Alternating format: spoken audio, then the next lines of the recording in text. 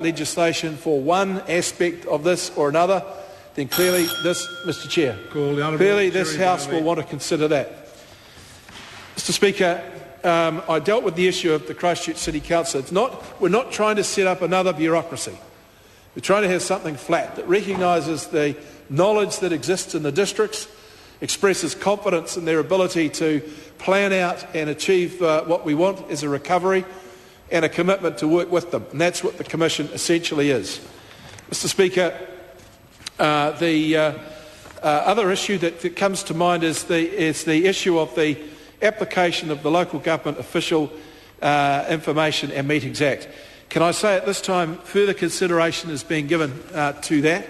It may come in the form of an SOP this evening, but if it doesn't, then I'd give an absolute commitment that as the terms of reference are developed for the Commission, then there would want to be a degree of openness. But what I would stress to you, Mr Chair and others in the House, is that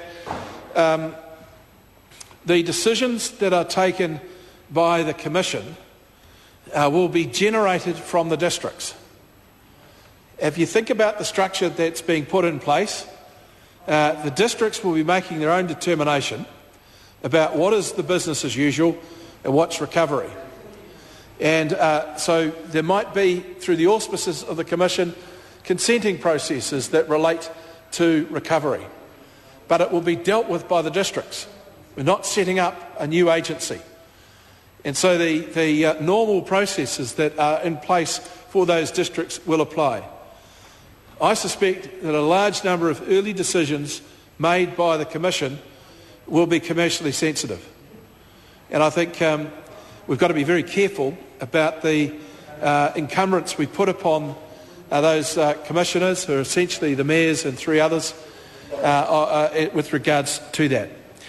Can I just talk about Mr Burns' concerns about some retrospective orders in council? The clear one and the easiest one to understand is around discharges. So if we're going through a process of, let's take the sewer at Kaiapoi, putting that sewer back together. As a consequence of that work, some weak infrastructure, which we know must be there, so much broke, there has to be some more in there that's pretty weak. If that collapses under that work and there is a discharge, theoretically there should be a 21-day process to get a consent to enable that discharge. Theoretically, this is how the law is written. This is written.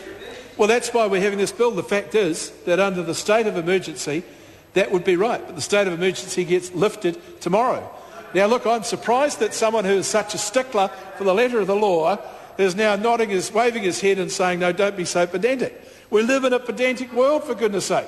And so we're making sure that there is no difficulty with that. Mr Speaker, I think the Commission is the right vehicle for councillors to engage with government. And I think the commitment from government is that that engagement will be fairly as inclusive as possible of this Parliament.